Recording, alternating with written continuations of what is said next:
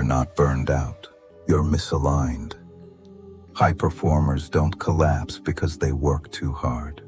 They collapse because they're fighting workplace stress they can't control, and the kind of burnout at work that drains your identity. Marcus Aurelius wrote, "You have power over your mind, not outside events." Today, we rebuild that power. We begin true burnout recovery. Burnout isn't weakness, it's misalignment. Burnout doesn't hit people who don't care.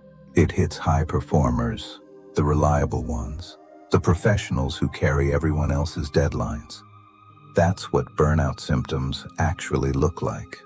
You're awake when you should be resting, foggy when you need clarity, energetic at 2 a.m., exhausted at 10 a.m.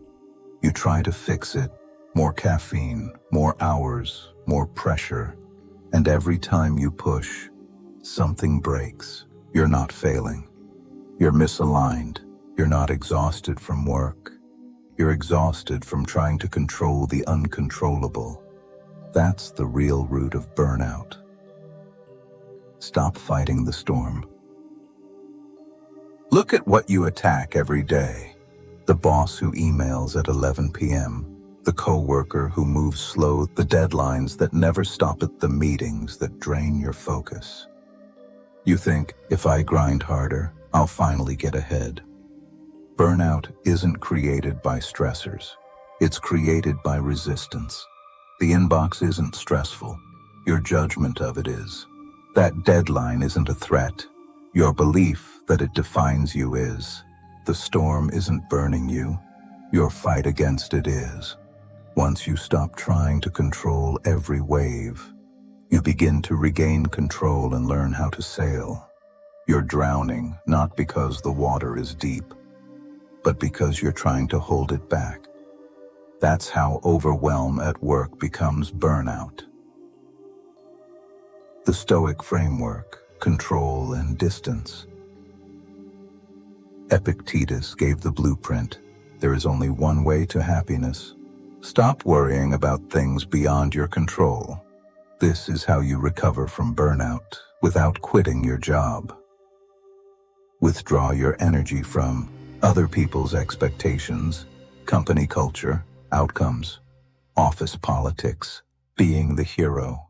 Reinvest it into what you act on, what you choose, what you protect, what you prioritize. Control is not motivational. Control is a blade. You are not supposed to fix everything. You're supposed to handle what is yours to influence. Marcus Aurelius said, "It is not things that disturb us, but our judgments about them." That is Stoic philosophy in the workplace. Your job doesn't crush you. Your story about your job does. You collapse not from effort, but because every task becomes a test of your worth, a judgment on your potential, a verdict on your identity. Stoicism gives you distance. I am not the stress. I am the one responding to it. The inbox isn't personal. The request isn't an attack. The delay isn't disrespect. They are events. You are the interpreter. Here's what this looks like in real life. That 11 p.m. email arrives.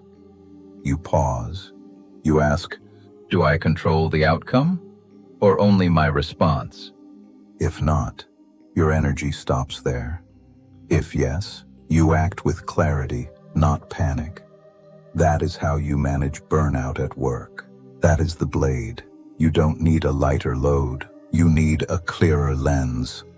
That's how burnout recovery actually begins. If you're enjoying this story, kindly do us a favor and subscribe to our channel. It is free and won't cost anything, but it means the world to us. We're just a small channel trying to grow. Thank you, and back to the video. Boundaries are not selfish, they are sovereign. Burnout hunts the people who say yes, the dependable ones, the overachievers, the leaders who make everyone feel safe. Why? Because you confuse availability with value. Stoicism destroys that illusion. Boundaries aren't selfish. Boundaries aren't weakness. Boundaries are self-command. You don't decline because you're lazy. You decline because your ability to lead tomorrow matters more than pleasing people today. A boundary is not a wall. It's a guardrail. It keeps you alive long enough to finish the race. What does this look like? When someone hands you extra work, I can't take this on right now and do it well. Let me finish X first, or let's discuss priorities. Not rude, not emotional, sovereign. You're not protecting your time from them. You're protecting your capacity to perform, your ability to thrive long-term. That's how leaders prevent burnout. The Stoic promise.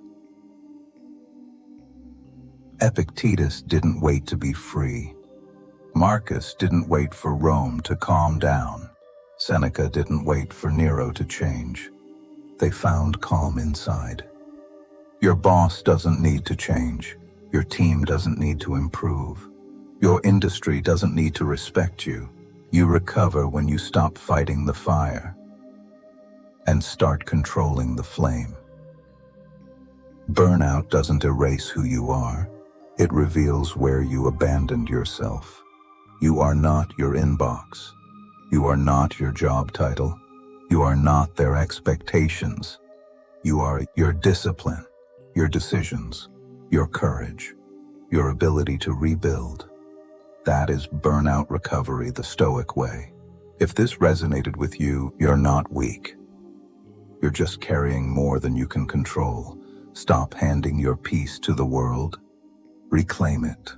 That is the Stoic way to recover from burnout and rebuild control. Subscribe!